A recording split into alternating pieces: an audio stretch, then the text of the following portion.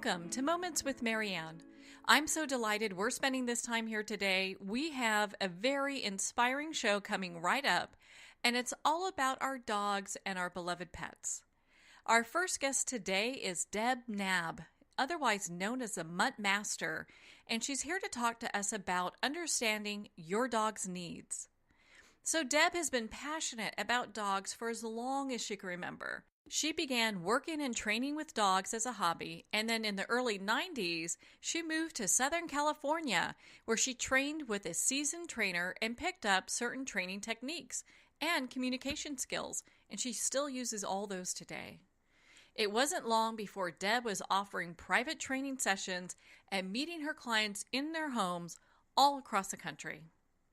So let's welcome to the show, Deb. Thank you so much, Marianne, for having me on. I really appreciate it. Oh, what a joy it is to have you here. And my goodness, I mean, we've known each other for a while, and it's so excited that we're finally talking about dogs. I mean, my goodness, who doesn't want to talk about a dog? Pretty much me every day. Every day I want to talk about dogs. Every day. Well, and I think today it will really help a lot of people who are, maybe they've picked up a new dog, they have a new adoption, and they love their dog, but they're kind of running into some problems because sometimes that happens. We all have to kind of adjust and grow with each other. So I know that there are some things that pop up and that you typically deal with. And what are some of the top things that you see? I really appreciate the question. So I've been doing behavior work for about 30 years with dogs, and I see everything from, your typical minor behaviors, jumping, nipping, biting, jumping, chewing, to the more severe behaviors. And I can tell you that, in my experience, what I think that I wish more people had the information and knowledge on is what type of dog they're actually getting compared to their own lifestyle and their environment. Because oftentimes, we have all had childhood dogs, and we have this vision of, wanting that same dog or that same experience. Or maybe we met a dog as a child and we have that in our mind. But, each dog was bred for something very specific. Your border collies, working dogs, your German Shepherds, working dogs, your Pekingese, just kind of wonderful lap dogs. So depending on, of course, your lifestyle and also I think your knowledge and your experience with dogs, what I try to do is help match these families with the right dog. So let's say that you've already gone through the adoption process and now you have this dog and you're having some problems. So the first thing I do when I come in is my job is to go, okay, so based on your dog's breed, age, health, and temperament, this is how much mental and physical stimulation your dog would require in order to be what I call well-balanced. Mm-hmm. And what I mean by well-balanced is if you have a working dog, a high-functioning, high-energy working dog, and this dog was bred to do very high-functioning tasks, but you're someone who, just wanted, a pet, a lap dog, you're going to have a dog that is probably going to have some serious behavior issues because their mind is going, and they don't have an outlet for their mental stimulation. So what happens is they create their own. And so the behaviors can range from, like I said earlier, barking, nipping, jumping, digging, to more extreme behaviors. And so my job is just kind of to help come in, help you determine what you have, and then give you some tools and some tips on what you can do if you happen to have a high-functioning dog. And what to do next. Well, what if you get a dog and you have no idea what type of dog it is? It's a mixture of a lot of beautiful things. So, again, what you're looking at is, let's say you call me and I come in and I say, okay, I think that your dog has a mix of this, and this. Then I do a couple of tests. I have these wonderful games that you can purchase online, one that actually you have access to in your very own home. If you have a muffin tin, for instance, most people have a muffin tin in their house, and you hide really soft, smelly treats in the bottom of those muffin tins, and then maybe put a tennis ball over the top, and then put that on the floor. Does your dog immediately go right to those tennis balls, know exactly what to do, try to get the tennis ball out of the muffin tin to get to the treat? So that would be one example. I do that to find out how mentally engaged your dog is and their level of tenacity, staying in it until they figure out how to get it out, or do they look at it, try it a couple times, and go and lay down? Another fun one to do, because dogs love this anyway, is to hide their food bowl. Put them in a stay, and if they're not willing to stay in your absence, put them in a crate. Let them see you walk away with their food bowl, and not make it really hard at first, but just go put it in another room, maybe behind a bed or a chair, and come back and open up their crate and say, find it, and see if they're able to use their nose to track the scent. Because some dogs are more sight-driven and some dogs are more scent-driven.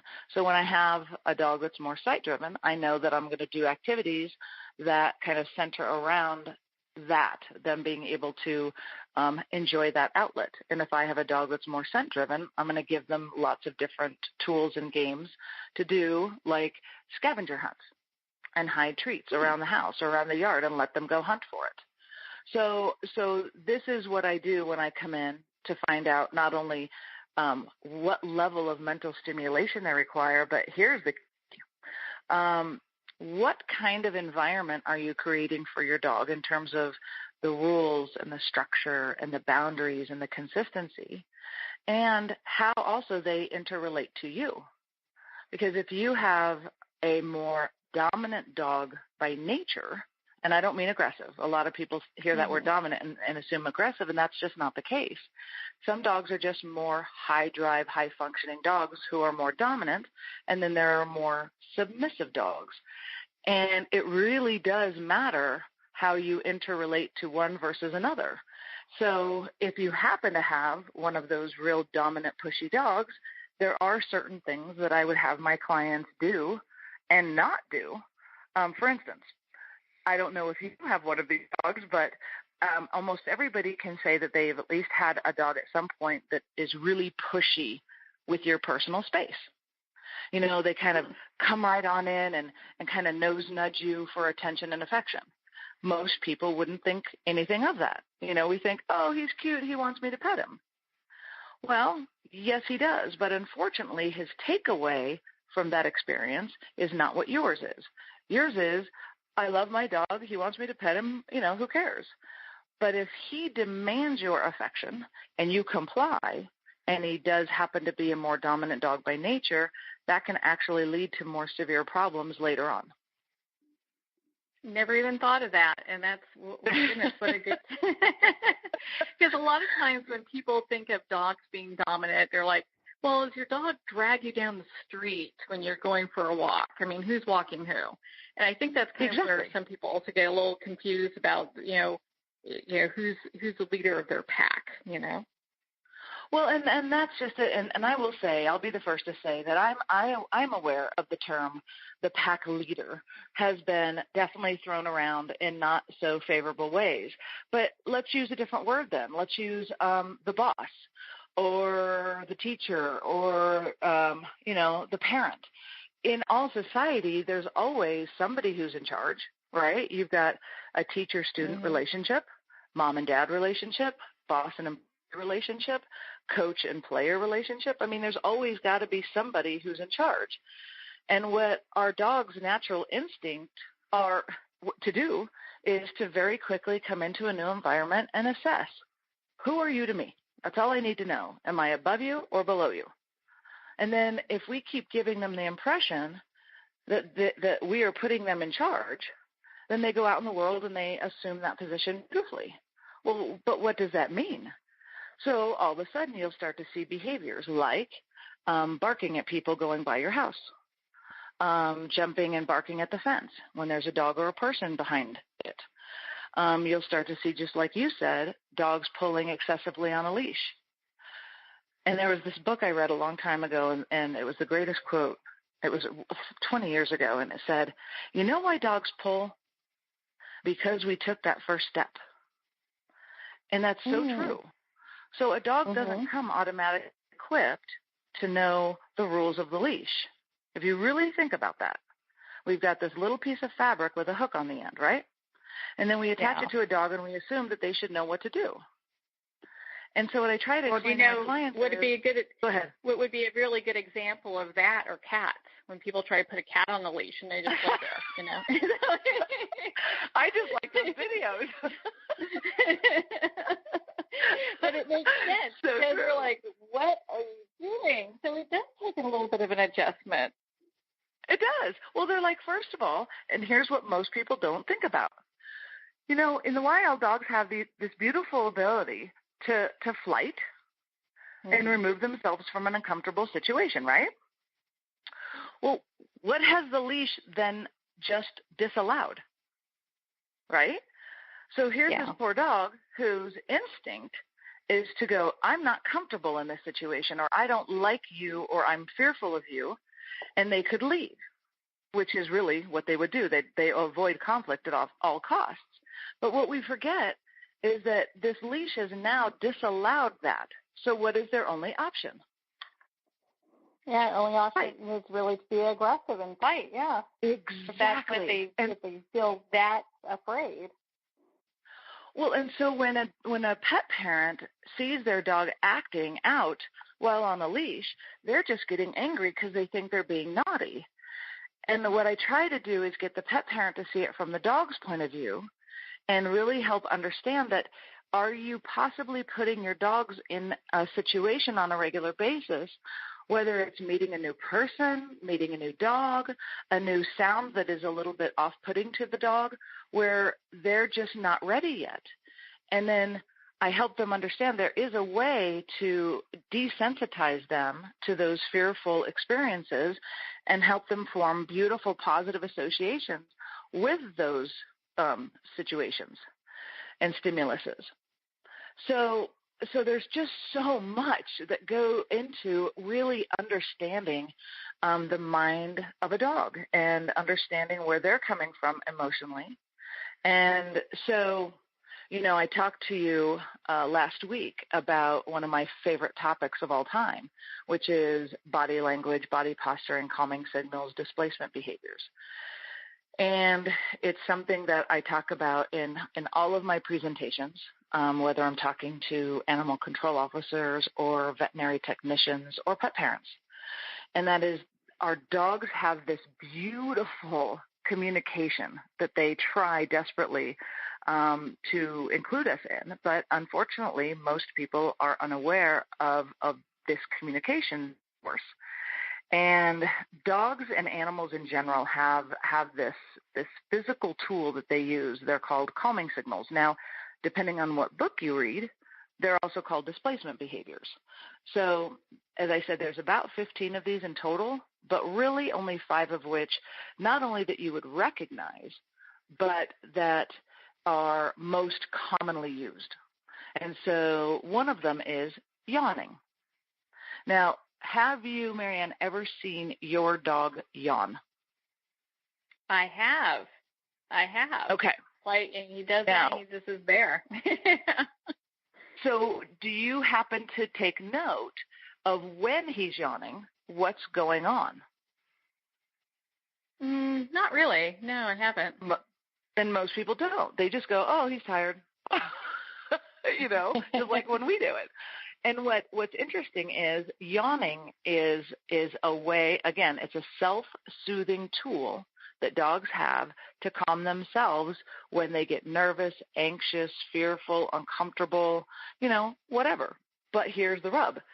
They also use it when they are uncomfortable physically or in pain. So our job is to try to figure out what is going on and why am I seeing these calming signals? Is it because of something that's going on within the environment that he's uncomfortable or nervous about? Or is it because he's in pain, whether it's an earache, an abscessed tooth, which our dogs cannot communicate to us, unfortunately. But that's the beauty of the calming signal is this is a beautiful way that they are telling us what they're feeling. We just have to figure out, is it physical discomfort or emotional? So yawning is one of them.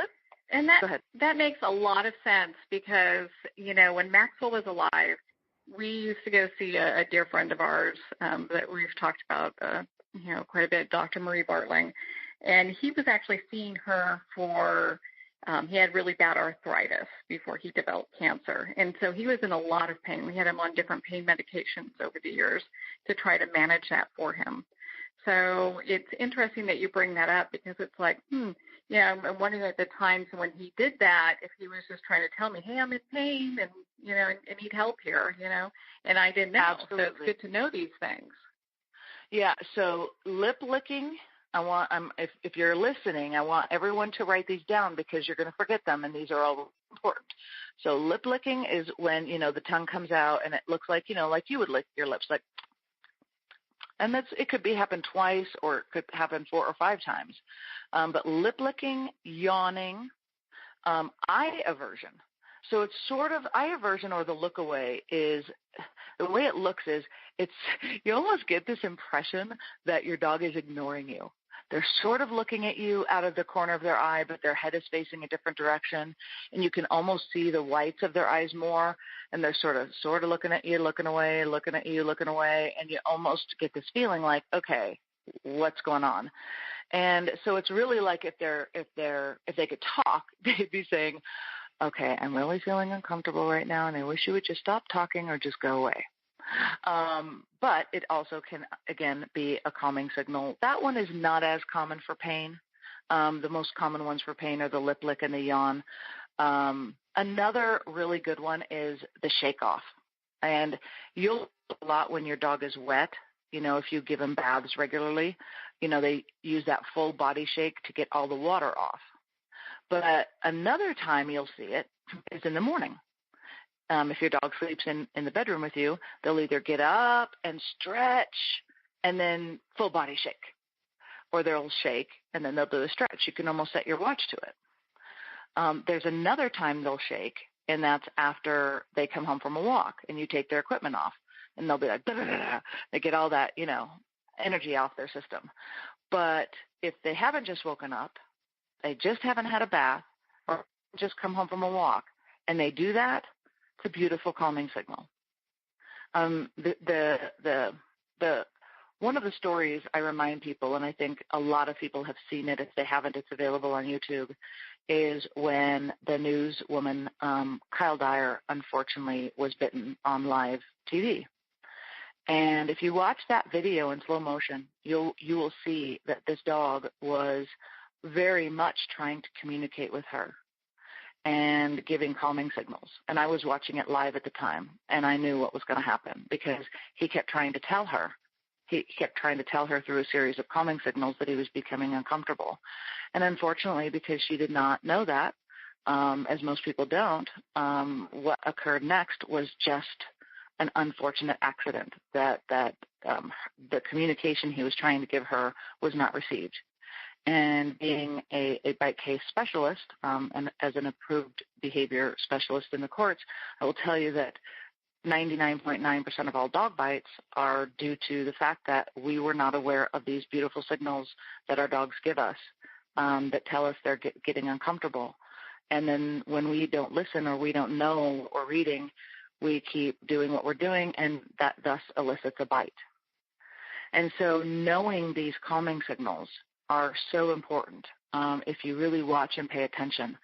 And it's not just the calming signals, it's the body language. It's the tail positioning, the eyes, the mouth opening or closing. All of these are beautiful ways that dogs communicate with us that we just are not well-versed in knowing, which then leads to accidents. And that's why I'm so passionate about educating people on them, because they really do try to communicate. We just have to learn them and maybe watch and listen a little bit more. Well, this kind of leads me to my next question, because I have been to dog parks. Maxwell and I went to dog parks all the time. And it's probably happened like 3 different times over the 12 years he was alive, that we would see dogs get either attacked or get into really vicious fights. And so what's really going on there? Is there like aggression that the dog's picking up from people, his owner? What's really happening there? I love this topic because people ask me all the time, what do you think about dog parks? And I think that they're wonderful. I think it's about as close as we could possibly come to letting them just go and be dogs.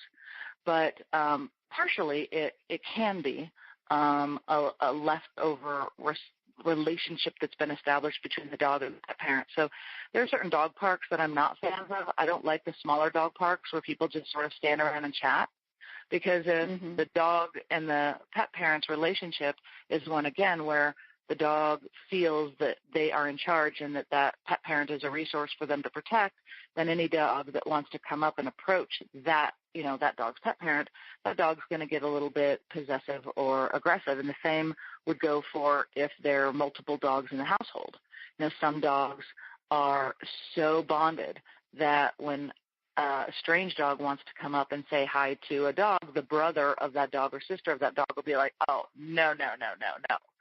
And so, these are the things you have to watch for. But one of the things that I tell pet parents to watch for at all times, there are certain positions, posturing that dogs do that are kind of little red flags to something may very well happen if you don't step in and kind of redirect their attention. One of them is when a dog postures his head over the neck or shoulders of another dog.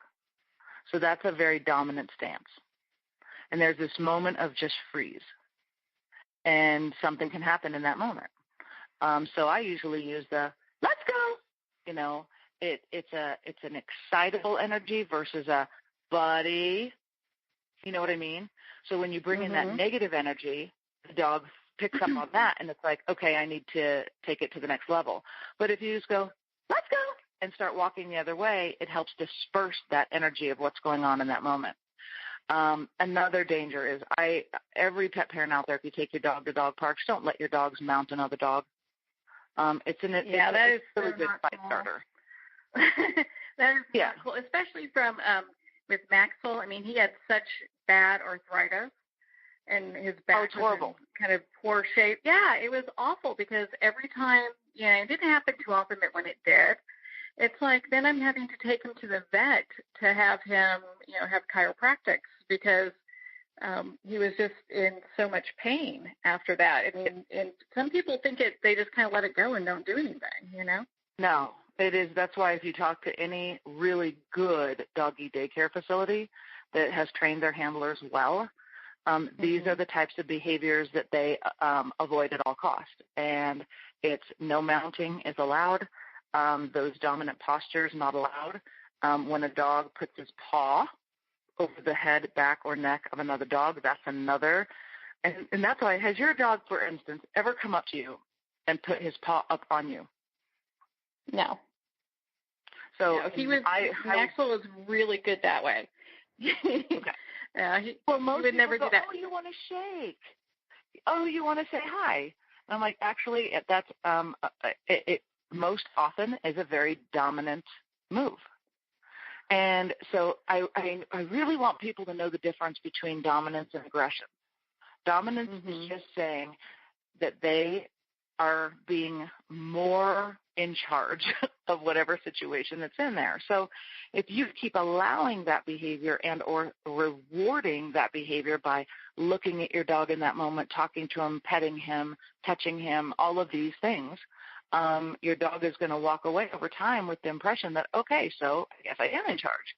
And then they go out in the world and their behaviors, you start to see more unwanted behaviors, and you can't really figure out why that's happening. So dog parks I love. If you have a dog that is very, very, very toy possessive, and yet you're the one at the dog park playing, with the chuck it or fetch with your dog, that's going to be a problem.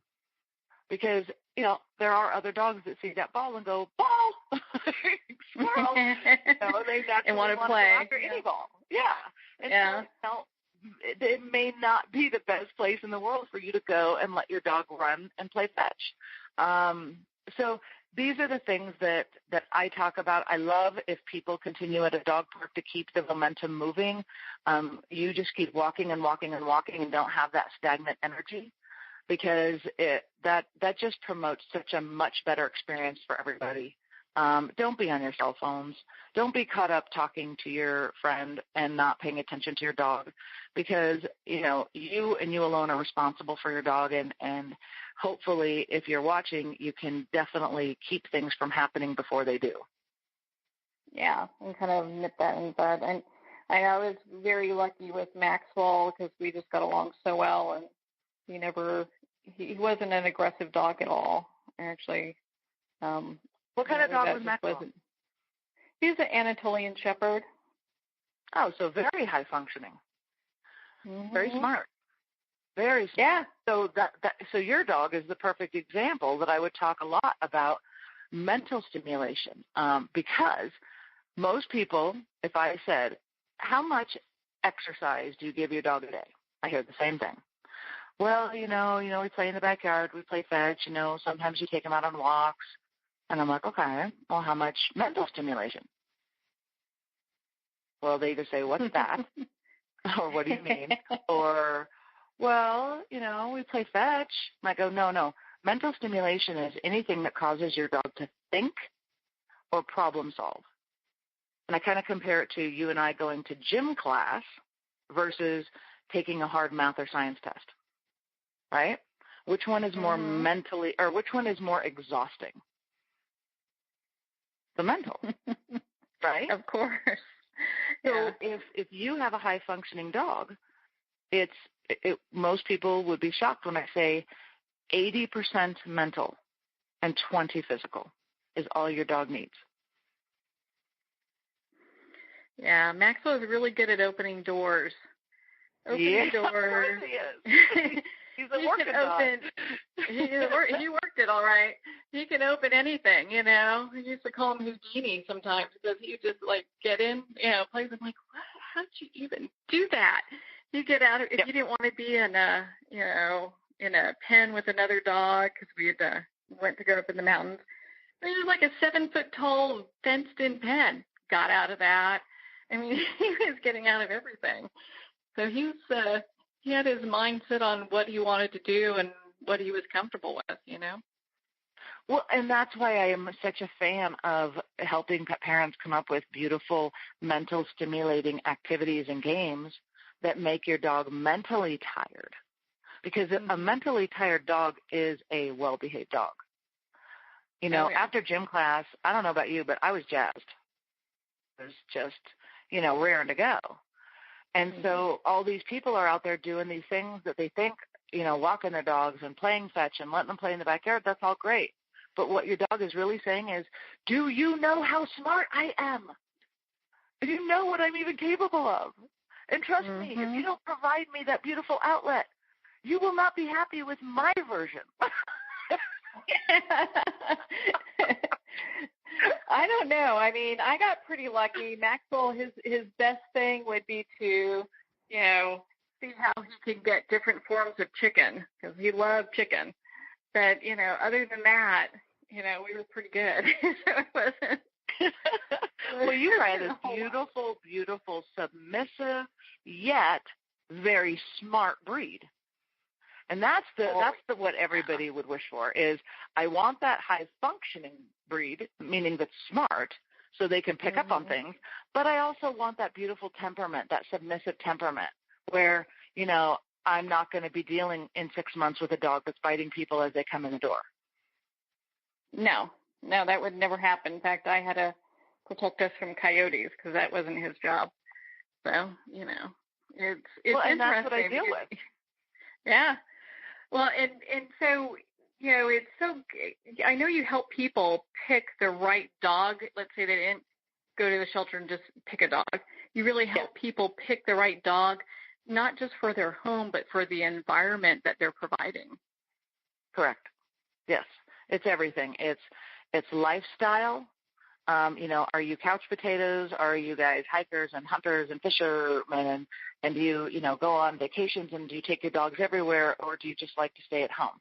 It's also about, have you ever even been around or raised in the past a more dominant dog by nature? If you're a first-time pet parent, there is no way I'm going to place you with a dominant dog. I'm going to place you with a one year-old, maybe 6-month-old, 2-year-old, 3-year-old submissive for your first experience, and then kind of help you kind of work through that process the first time. And then if you already have a dog that you're looking to match with another dog, well, that's a whole other story. You've got to make sure you're matching temperaments, personalities. There is so much that goes into once you start adding dogs to your pack of how to keep that pack well balanced.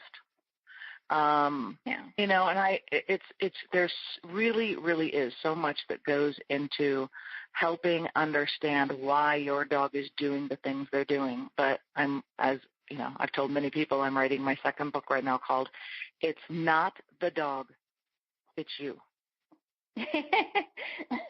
Yeah, I know it's going to be a bestseller, and we'll have it on the show again when that book comes out, because a lot of times people will, and it drives me crazy. I mean, I don't know all the things that you know by a long shot, but what I do know, and when I go out, when I used to walk around with Maxwell, I'd look at people and be like, my goodness, how could they not know this? What is going on here? And then their dogs are acting in ways that most people would not approve of. Right. So, and I just want everyone to hear this. Your dog's behavioral problems, no matter what they are, remember something, that they literally are a product of their environment. That's it. We have all of these beautiful things in our lives that keep us stimulated. We have our phones, we have our jobs, we have our hobbies, we have sports, we have TV, we have think of all the things you do, right? If I took that all away and all you had was just your house, no computer, no TV, no phone, no nothing, how long before you're climbing the walls, right? Yeah. So we have all these beautiful things in our own lives that stimulate us, but what we forget is that dogs, before we domesticated them, had all of these things that they did. You know, they worked for their food. They hunted for their food. Where do you feed your dog? I'm going to guess like everybody else, in the same place all the time, every day. And the dog is looking at you like, seriously? What I'd really love to do is hunt for it.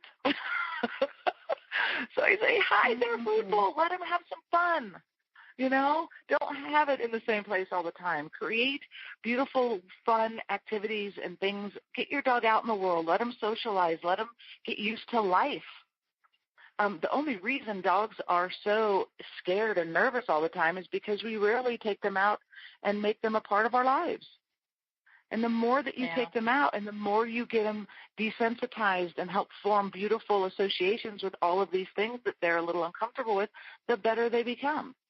It's always a little bit, nerve-wracking the first day, but each day you go out there, they get better and better and better. And so, I'm just such a huge fan with giving dogs a lot more stimulation and helping them become used to life. And that's going to make for a better experience every time they go to the groomer or every time they go to the vet. These are all things that help dogs become comfortable in situations like that, is take them out and let them be a part of life. Yeah, and you from there. Well, and so, Deb, gosh, we could talk for hours on this topic, obviously, and I can't wait for your book to come out because we're going to have lots of great discussion about that. Where can people connect with you and be part of your community? Well, so I'm on Facebook. I've got my regular Facebook page that I post all the time on, and that's deb-nabb. It's Deb, D-E-B-N-A-B-B. I also have my professional Facebook page, which is Dog Behavior Specialist deb-nabb. My website, which is the-mutt, M-U-T-T, master, M-A-S-T-E-R.com. I have tons of YouTube videos up. You can find me under deb-nabb on YouTube, the-mutt-master on YouTube. And I have some old ones that was on when I used to be the mutt-master. There's tons of ways to communicate with me. I'm very active on social media. Private message me if you have any questions. I'm happy to help. My phone number is 303-552-1306. I'm in the Castle Rock, Denver area, but I also have a lot of out-of-state clients that I help through phone consultations and FaceTime and Skype. helped many severe behavioral issues with dogs I've never needed to meet just because I've been doing it a really long time. Mm-hmm. I'm always happy to help. Well, Deb, thank you so much for taking the time to be on the show with us here today. Well, I really appreciate you having me on. Thank you so very much, and I look forward to talking with you again. Well, thank you so much, Deb. It's been such a pleasure to spend this time with you. Again, if you're looking to connect with Deb or you have questions about things your dog does, don't hesitate to reach out to her at deb-nabb, the Mutt-master, and her website is the-mutt-master.com. On that note, we're going to pause here for a quick break, and we'll be right back after these messages.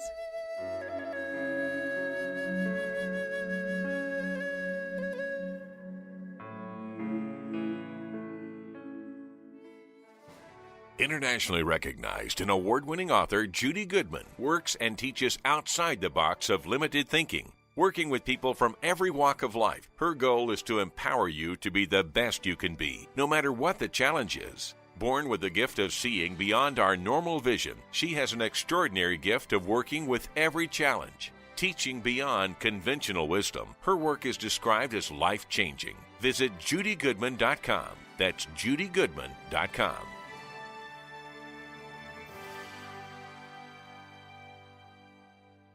There comes a moment when you realize you're somewhere special, when you discover that each beautiful creature that you see has been rescued from a life of absolute horror and brought to this incredibly free place. Here's where their lives were forever changed and where yours will as well. Discover over 500 tigers, bears, and lions at the brand new visitor center at the Wild Animal Sanctuary just outside Denver. For more information, visit wildanimalsanctuary.org. Discover true freedom at the Wild Animal Sanctuary. Have you ever had the sense that your thoughts might actually be doing something? Ancient secrets of manifesting have been masterfully revealed in the award-winning book Manifesting 1-2-3 by Ken Elliott. For the first time, the author's experiences and stories in this book describe exactly how your thoughts can create anything. You've been doing this all your life, but it's never been fully explained for you until now. Visit manifesting123.com for more information today. Manifesting123.com. There are nearly 2 million Americans living with amputation. Many live right here in San Antonio. Becoming an amputee can be scary, frustrating, isolating, but there's no reason to feel alone. The San Antonio Amputee Foundation is here to help support you and guide you toward resources such as home and car modifications and even prosthetic limbs. For more information or to make a donation, visit saamputee.org. We'll help you live a full, active life, one step at a time. San Antonio Amputee Foundation, healing limbs, hearts, and souls.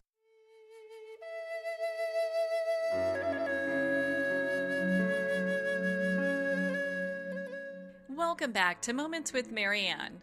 So our next part of the show, my goodness, we're here with Dr. Carol-Osborne, who's here to talk to us about pot and your pets. Now, Dr. Carol-Osborne is an author and renowned integrative veterinarian of 21 plus years. After graduating from Ohio State College of Veterinary Medicine, Dr. Carol completed a prestigious internship at the Columbus Zoo.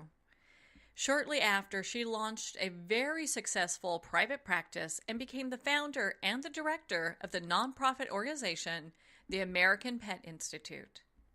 So let's welcome to the show Dr. Carol-Osborne. Well, thanks, Marianne. I'm glad to join you. Oh, what a pleasure it is to have you here. My goodness. What a profound topic. I know there's a lot of questions regarding this, and people are really confused. Everybody's interested in marijuana for their pets, that's for sure. Well, what are some of the things that you see that people are even considering marijuana for their animals? Well, I think because of all the marketing hype, people are, looking for marijuana to take care of everything from, cancer, arthritis, pain, anxiety, all those different things, including epilepsy and seizures and just about everything else you can imagine. Yeah, and so from a vet standpoint, it's got to be pretty tough because, you're not allowed to really talk about it or prescribe any kind of pot or pot-related medication. Am I correct on that? I think the real problem, as I see it, Marianne, marijuana has a lot to offer both humans and pets. And since pot's been approved either recreationally and or medicinally for humans on a state-to-state basis, I think 29 states and the District of Columbia, people are being prescribed marijuana, again, for, cancer and epilepsy, arthritis, pain and anxiety, and a host of other disorders that affect humans. So because pets have risen in our society and are considered actual family members by most owners, pet owners are looking for the same options for their beloved dogs and cats. The problem is that on a federal level, marijuana is a Schedule Class 1 drug. It has no approved usage with a high potential for abuse, according to the DEA, or the Drug Enforcement Administration, the FDA, the Federal Drug Administration, as well as the government. So other than the fact that it's been approved state by state for humans, marijuana has never been approved for pets. It is still an illegal Class 1 substance. So any veterinarian that prescribes marijuana for their pet would be at risk of losing their license, being fined, and possibly even going to jail. Which obviously would not be a good thing. So we love our vets. We don't want that to happen. Exactly. So I think where it gets confusing is differentiating the various components of cannabis or marijuana, and most of us are very familiar with what they refer to scientifically as cannabis sativa, the tetrahydrocannabinol, tetrahydrocannabinol, also known as THC. That's the fraction of marijuana that's euphoric, that people smoke, and that gets them high. And because people are at their wits' end trying, really hard to help their pets, which is more than understandable, people are giving their pets pot. And because different batches of marijuana have different amounts of THC, the problem is that the pets are ODing. So they're ending up in emergency rooms, staggering, drunk, becoming hypersensitive to sound, sometimes vomiting, and you can even go into a coma. So that's kind of the real issue that's going on. There's another fraction of marijuana, which is called CBD or cannabidiol. That's the fraction that offers a variety of healing properties without the euphoric effects. And that's the fraction that is legalized in various states for people and being used to treat seizures, epilepsy, cancer, pain, and much more. The third fraction of marijuana, if you will, is hemp.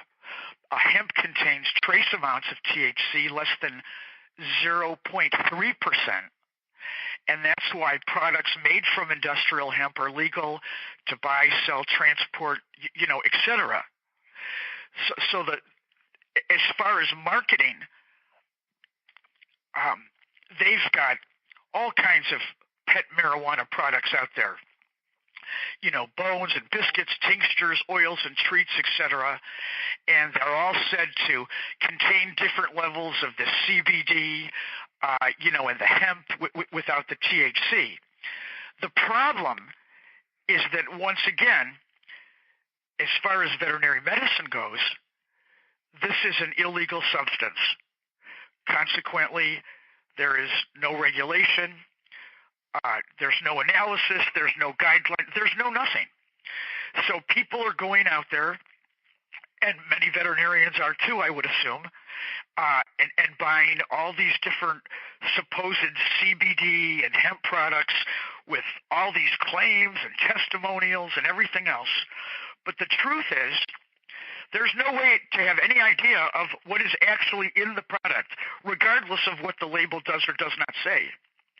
Because once again, it is an illegal product. So, pot is big business, and pets are also big business. So everybody's jumping on the bandwagon, and they've got all kinds of websites and people knocking on veterinary doors, etc., selling all these different supposed CBD and hemp products with a huge list of claims. Now, personally, as a veterinarian, I go to these different trade shows and, purchase things that look good to me. I have done that. I have tried them on some patients that I've had in various cancer trials. They did absolutely nothing. I've had other patients that suffered from various levels of epileptic seizures that became frustrated, with traditional medications, went out and bought these different CBD products, gave them to their pets, and the level or incidence of the seizures that the pets experienced increased. I've had it happen a couple of times. So I think my honest message to my clients as well as to your pet-loving listeners is, does real marijuana work? Absolutely. What's the number one problem? The pets are getting OD'd because they're receiving an excessive dose. As far as all this marketing and all these products that are out there and all the articles and the claims that people see, I have to say, in my experience as a veterinarian, buyer beware, because there is no way to have any guarantee with anything that you're buying. They can be putting motor oil in those bottles that you're paying for, and there would be no way that you would know that. So until the federal government changes the law and reclassifies cannabis, to another class, right, so that it's not class 1, this is going to continue.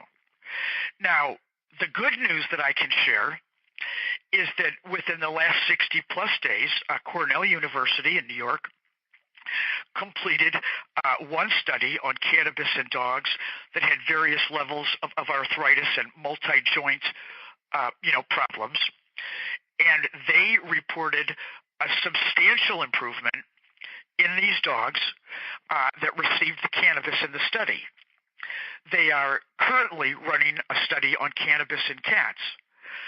I think, as a veterinarian, the fact that an actual veterinary medical university has actually conducted a study and has a second study underway is a very good sign and a promising sign that maybe somehow we're going to get the attention of these federal officials to allow this to go in a forward manner so that we can get things reclassified and we can run clinical trials so that we can achieve standardized dosages, and published guidelines, and then be able to offer products with a guaranteed analysis so that when something's printed on the label, we can actually believe it and prescribe it for the millions of pets out there that would definitely benefit from what it has to offer.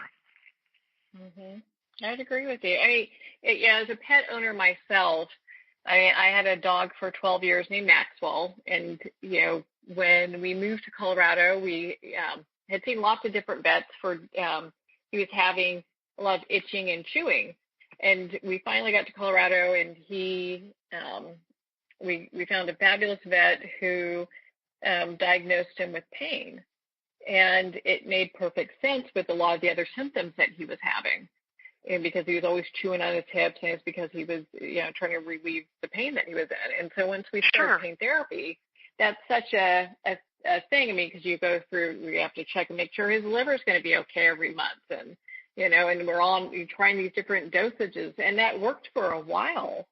And we got to the point where his arthritis got so bad, and later he was diagnosed with cancer, but his arthritis got so bad that it was hard for him even to get up. And so I did look at and I mentioned this to you before we hopped up on the started our discussion here today, but I used Colorado hemp honey, and that seemed to help him through all that. But you're right, I tried a few other things, and it was like, gosh, there's either no response, or he's such a picky eater, he wouldn't eat, if he didn't like it, he wasn't going to eat it.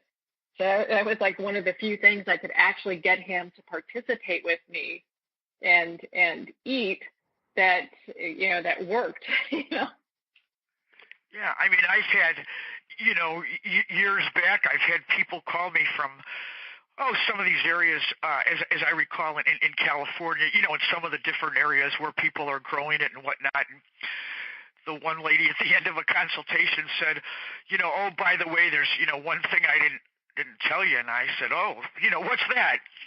And she says, these different pills that I give my dog, I give them in THC butter. And, I was a little bit taken back, and I said, where do you get that? And she said, from my neighbors. And you know what I mean? And this was, going back several years before all, the legalization came about. Oh, yeah. But, the reality is it does help with a myriad of conditions. And in my mind, there's so much positive to be gained that it doesn't make a lot of sense in today's day and age that this particular substance should not be reclassified. And it's frustrating for me as a veterinarian, and I'm sure for many other veterinarians, that are integrated or holistic or open-minded, that want to help their patients, and legally you've, sort of have your hands tied behind your back.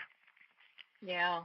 Well, and I would love for you, because you did talk a little bit about it, some of the toxicity that happens when people give their dogs straight marijuana. And because there's so many states now that are making the changes where marijuana is legal, I think it's important for people to hear this so that they are not giving their animals, their beloved pets, something that, can possibly kill them.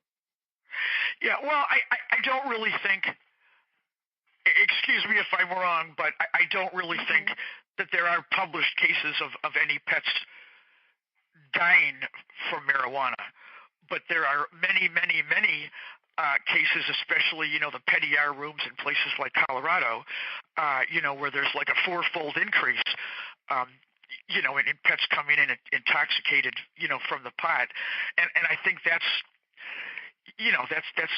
a big alarm right now, because people mean well and they're trying to help their pets, and they, like many veterinarians, are just frustrated at the lack of laws that the laws that need to be changed and updated, and so I think people just need to get together and contact local congressmen and authorities and sign petitions or do those type of things to band together and see if we can get the ball to roll in a forward motion, Yeah. Well, and you would know better than me. I mean, I look at it and like, regardless, at what states have made it legal or not, I'm even giving, the hemp honey to my dog. I was always very cautious with it, and it probably sounds a little ridiculous, but for me, it was always watching and see, okay, well, this is what the dosage says, and we got to make sure it's okay, because I don't want to put him in a position where he's having problems. Yeah, and I hear you loud and clear, and that's really the story, and I think it's confusing because dollars and cents get in the way of getting straight answers from people a lot of times. So you read these different articles and you read all these claims, and in many cases, the people that are making these claims are also marketing uh, the weed in some form or another. So what I tell to my patients is just beware of, the testimonials, which are no as legitimate, as well as the claims, because, like I said, in my experience, I have not seen any benefits so far from these, sort of type products, I guess. Mm-hmm. Well, and so what are some things that you would, just make sure that your patients know when it comes to the toxicology? I know we've covered a little bit of it, but I mean, do people also give this? I mean, because dogs are, at least in my experience, I've got, when I have dogs, they're bigger. So I have 80-pound dogs, but when we look at like small animals like cats and what have you, I mean, what advice or just warning can you give those pet owners? Well, the number one thing that I see is that they give too much. The pets basically, become like drunk, where they stagger, their legs splay out, they can't stand. So that's what I caution people about as far as giving their pets pot, and as far as all the products that actually are on the market.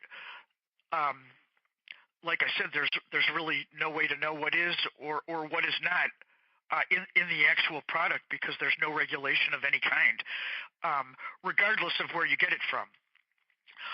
We've tried products from Colorado, and you know what I'm saying. So I just I say, talk to your veterinarian and proceed with caution. Is the most honest advice that I can legally give. Excuse me. Well, do you have a story to share with us of maybe just that, you talked about this one lady that came in before pot was ever legal in California, doing the THC butter for her pet. Do you ever have any other kind of interesting stories you can share with us in regards to animals and marijuana, with kind of that whole mixture? Well, I can say that actual marijuana it is effective, with pain and arthritis and appetite stimulation, etc. Mm-hmm. But it's not legal, so that's not something that I can legally tell anybody to do. And as far as the products that are out there, I have to just say that in my experience as a veterinarian, I've not seen them to be effective at all. On the other hand, I've seen them cause harm because you have no idea what's in it, regardless of how nice the label happens to look. So I think that talking to your veterinarian, and at this point in the game, either working closely with the vet based on what they may or may not be able to offer their patients, is probably the safest thing to do. And remember, there's always alternatives and various natural therapies and acupuncture and herbs and various tinctures and things like that can be extremely helpful in many of these conditions. Diets and getting rid of unnecessary chemicals and prescriptions and things like that go a long way to help pets with these different kind of chronic conditions. Does that kind of make sense? Oh yeah, my dog Maxwell was having chiropractics and acupuncture. So and that stuff just made such a huge difference, and people don't even know that that's available. Yeah, there's the gamut of natural therapies available for pets today parallels what we have available for humans. And if you're using a traditional vet and not seeing that your pet is getting the answers you're looking for, don't be afraid to look around. If you're looking for a holistic vet, AHVMA.org is the American Veterinary Holistic Medical Association. It's represents holistic veterinary practitioners in the United States. People can just log on and find a practitioner in their area that they might call and see what they have to say. But there are many options available for people and their pets today that are becoming more and more popular as many people realize that traditional drugs and prescriptions are not always the right answer for everyone. Yeah. I mean, it's such a choice, and so difficult to make sometimes. I'm so glad that we're having this conversation, though, because I think a lot of people need to, get more involved and call their congressman and see about what changes can be made to bring this, to where it's not only accessible for animals, but where it's regulated. Yeah, I couldn't agree with you more. Just, in general, when you have particularly elderly pets with chronic conditions, cancer, and in particular severe arthritis, epilepsy, and multiple seizures, I see people coming in animals that have these end-stage conditions that are giving flea and heartworm and tick medications, which are not helping the pet's condition at all. Vaccinations, once again, not helping these conditions. So eliminating all these unnecessary toxic pesticides and prescriptions and vaccinations in animals with these chronic disorders, I think is huge. Fresh, natural diets couldn't be more important. We are what we eat. In holistic medicine, we use food as medicine. For people where they're getting bothered about all these different vaccines. Rabies vaccines last an average of 8+ years. The other shots, which some vets still offer annually, last 4 or more years. So titers, which are blood tests that we send to a specific lab and come back, are viewed as a legal document in the state of Ohio and many other states. So just because someone sends you a piece of paper that says, your dog needs a parvo shot or a rabies shot or a distemper shot, doesn't mean you have to actually give them the shot. You can have a titer, which again is a legal document. Titers are valid for 1 year, and of course they can be repeated, but not putting all this, these toxic medications, etc., into your pets is very helpful for many things. And when it comes to things like heartworms and fleas and ticks, there are natural oils and products available that do a wonderful job and eliminate the need for people given, all these toxic pesticides, especially, some of the products today, especially for fleas and ticks, have like one dose for 3 months. Again, in my experience, that's the worst possible thing a person could use because they initiate seizures in many, many dogs. Once the product is in your dog, you cannot get it out. So if it's going to initiate a seizure, there's basically nothing you could do but, wait it out and go through the nightmare. So, when things seem to be unnatural, sometimes it's good to look in another direction. They even have injections for, heartworm prevention, which is transmitted through the bite of a mosquito, injections that last 6 months. In my experience, those injections are a big mistake. Many consequences that are less than healthy that we see pets experiencing as a result. So I think it's good to think twice. Just because something comes out and it's new and it sounds too good to be true, a lot of times when it sounds too good to be true, it is.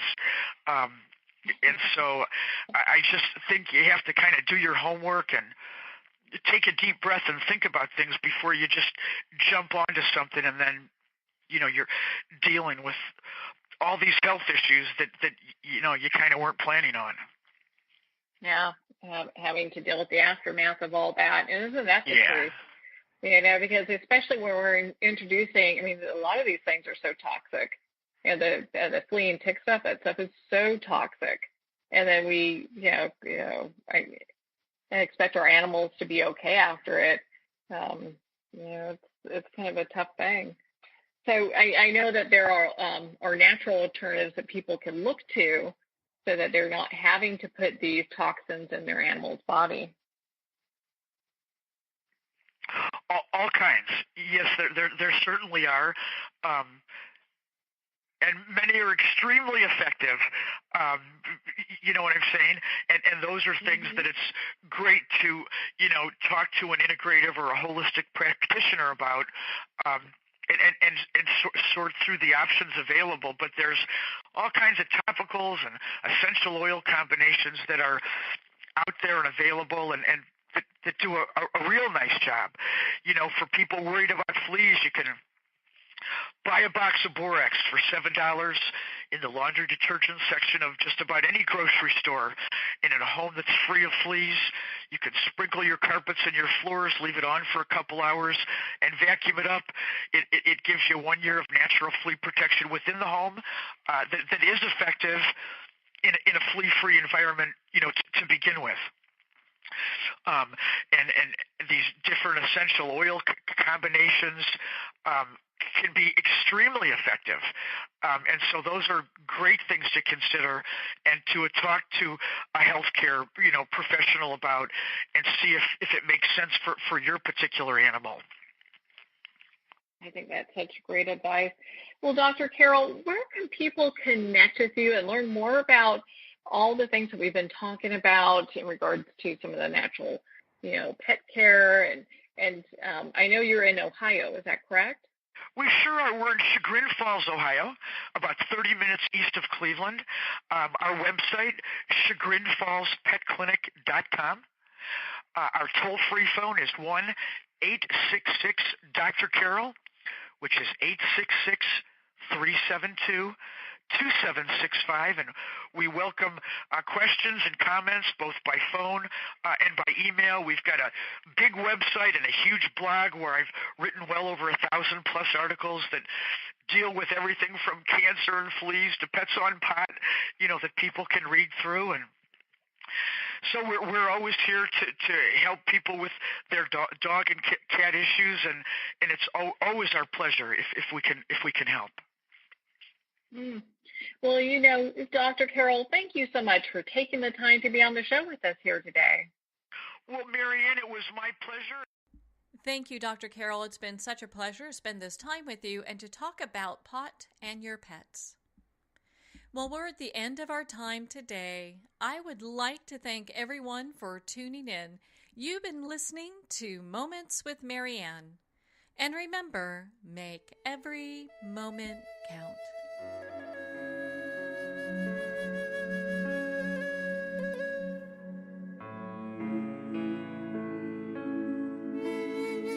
In a single moment, your life can change. Moments with Marianne is a transformative hour that covers an endless array of topics with the best of the best. Her guests are leaders in their fields, ranging from inspirational authors, top industry leaders, and business and spiritual entrepreneurs. Each guest is gifted and a true visionary. A recognized leader in her own work, and while teaching others to develop, refocus, and grow, Marianne will bring the best guest and sometimes a special surprise. Don't miss this. You never know just which moment will change your life forever. Moments with Marianne airs every Thursday, Friday, and Sunday at 8 p.m. Eastern, 6 p.m. Mountain Time. Make sure to tune in and visit momentswithmarianne.com for more information.